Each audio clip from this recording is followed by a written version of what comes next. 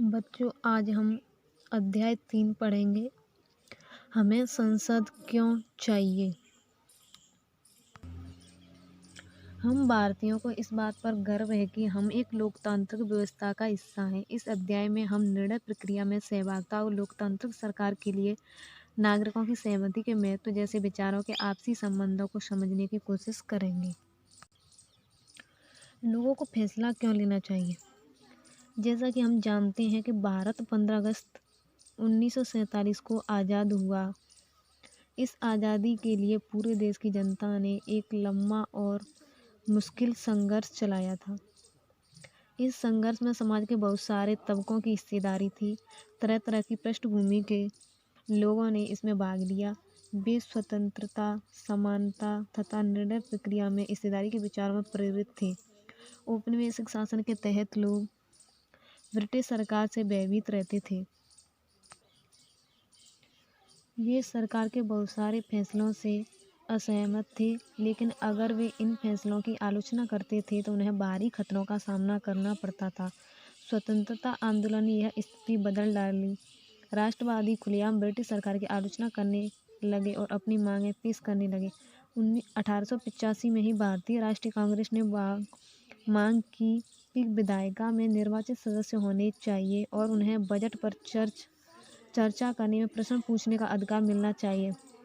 1909 में बने government of India act ने कुछ हद तक निर्वाचित प्रतिनिधित्व की व्यवस्था को मंजूरी दे दी।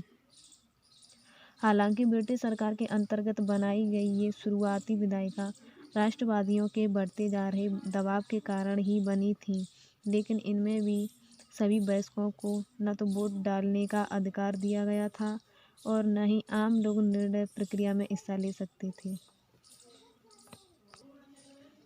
जैसा कि आपने पहले अध्याय में पढ़ा था, औपनिवेशिक शासन के अनुभव और स्वतंत्रता संघर्ष में तरह तरह के लोगों की हिस्सेदारी के आधार पर राष्ट्रवादियों को विश्वास हो गया था कि स्वतंत्र भारत में सभी लोग अपने जीवन को प्रभावित करने वाले फैसलों में हिस्सा लेने की क्षमता रखते हैं। स्वतंत्रता मिलने पर हम एक स्वतंत्र देश के नागरिक बनने वाले थे, लेकिन इसका यह मतलब नहीं था कि सरकार जो चाहे कर सकती है। इसका मतलब यह था कि अब सरकार को लोगों की ज़रूरतों और मांगों के प्रति संवेदनशील रहना होगा। स्वतंत्रता संघर्ष के सपनों आकांक्षाओं ने स्वतंत्र भारत के संविधान में ठोस रूप ग्रहण किया। इस संविधान ने सार्वभौमिक वयस्क मताधिकार के सिद्धांत को अपनाया।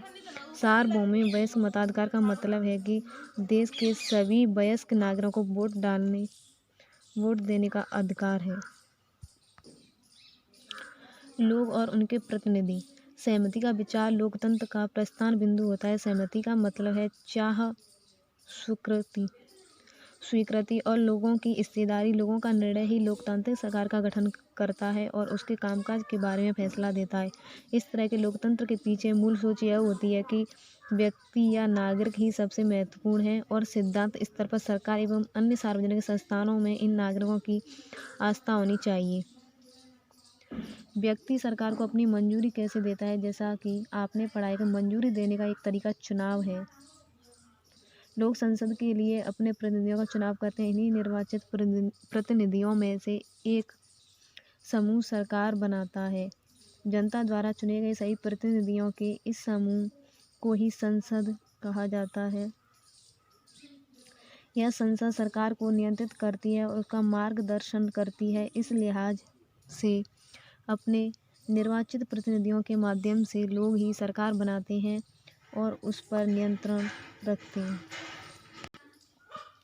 संसद की भूमिका आज़ादी के बाद गठित की गई है। भारतीय संसद लोकतंत्र के सिद्धांतों में भारतीय जनता की आस्था का प्रतीक है। ये सिद्धांत हैं निर्णय प्रक्रिया में जनता की हिस्सेदारी और सहमति पर आधारित शासन।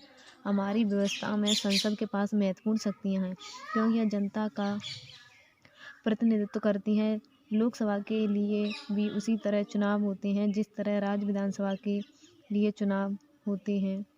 आमतौर पर लोकसभा के लिए हर 5 साल में चुनाव करवाए जाते हैं, जैसा कि प्रश्न संख्या 41 में दिए गए नक्शे में दिखाया गया है। देश को बहुत सारे निर्वाचित क्षेत्रों में बांटा गया है। प्रत्येक निर्वाचित क्षेत्र में से एक व्यक्ति को संसद में भेजा जाता है। चुनाव लड़ने वाले उम्मीदवार आमतौर पर विभिन्न राजनीतिक दलों के सदस्य होते हैं।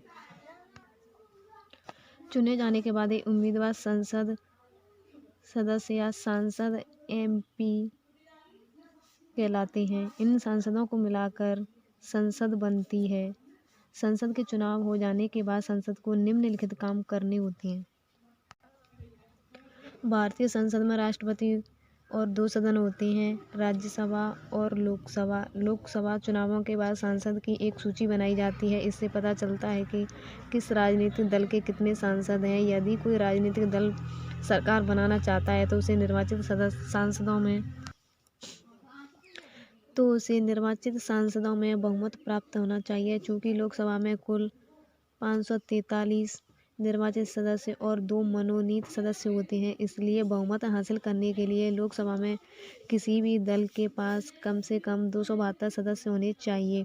संसद में बहुमत प्राप्त करने वाले दल या गठबंधन का अंग नहीं होने वाले सभी राजनीतिक दल विपक्षी दल कहलाते हैं।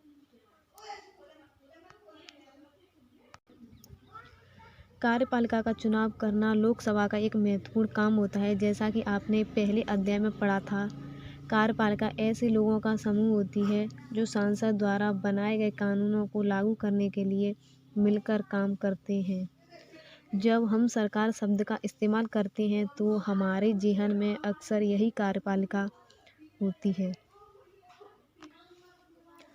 भारत का प्रधानमंत्री लोकसभा में सत्ताधारी दल का मुखिया होता है।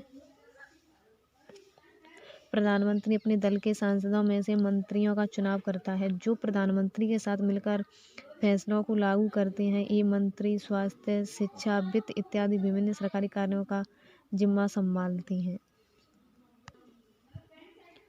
हाल के सालों में काफ़ी बार किसी एक राजनीतिक दल को बहुमत नहीं मिल पाया है, जो कि सरकार बनाने के लिए एकदम जरूरी है। ऐसी सूरत में कई राजनीतिक दल मिलकर एक गठबंधन सरकार बना लेते हैं और साझा मुद्दों पर काम करते हैं।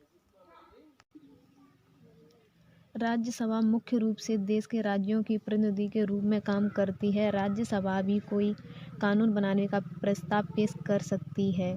किसी विधेयक को कानून के रूप में लागू करने के लिए यह जरूरी है कि उसे राज्यसभा की भी मंजूरी मिल चुकी हो। इस प्रकार राज्यसभा की भी बहुत महत्वपूर्ण भूमिका होती है। संसद का यह सदन लोकसभा द्वारा पारित किए गए कानूनों की समीक्षा करता है और अगर जरूरत हुई तो उसे संशोधन करता है। राज्यसभा के सदस्यों का चुनाव विभिन्न राज्यों की विधानसभाओं के निर्वाचित सदस्य करते हैं। राज्यसभा में 233 निर्वाचित सदस्य होते हैं और 12 सदस्य राष्ट्रपति की ओर से मनोनीत किए जाते हैं। सरकार को नियंत्रण करना, मार्गदर्शन देना और जानकारी देना। जब संसद का सत्र चल रहा होता है तो उसमें सबसे पहले प्रश्नकाल होता है। प्रश्नकाल का एक महत्वपूर्ण व्यवस्था है। इसके माध्यम से सांसद सरकार के कामकाज के बारे में जानकारियां हासिल करते हैं। इसके जरिए संसद कार्यपालिका को नियंत्रण करती है।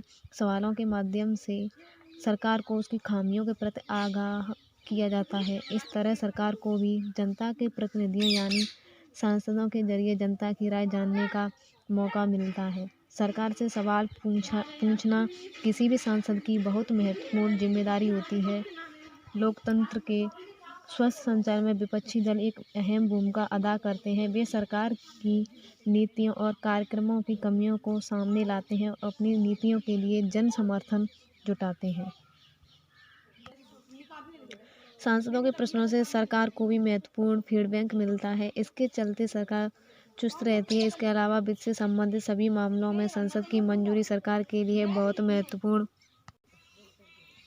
होती हैं। यह उन कई तरीकों में से एक है जिसके माध्यम से संसद सरकार को नियंत्रण करती है, उसका मार्गदर्शन करती है और उसको सूचित करती है। जनप्रतिनिधियों के रूप में संसद को नियंत्रित, निर्देशित और सूचित करने में सांसदों की एक अहम भूमिका होती है और यह भारतीय लोकतंत्र का एक मुख्य आयाम है। आदिवासी उम्मीदवार ही जीते और संसद में उनकी भी उचित हिस्सेदारी हो। उनमें उम्मीद की जाती है कि वे दलितों और आदिवासियों की ज़िंदगी से जुड़े मुद्दों को ज़्यादा अच्छी तरह संसद में उठा सकते हैं। इसी प्रकार हाल ही में महिलाओं के लिए भी सीटों के आरक्षण का सुझाव पेश किया गया है कि इस सवाल पर अभी भी बहस जारी है कि 60 साल पहले संसद केवल 4% महिलाएं थीं। आज भी उनकी संख्या 11% से जरा सा ऊपर ही पहुंच पाई है। जब आप इस बात पर ध्यान देते हैं कि आधी आबादी औरतों की है, तो यह साफ हो जाता है कि संसद में उन्हें बहुत कम जगह मिल रही है।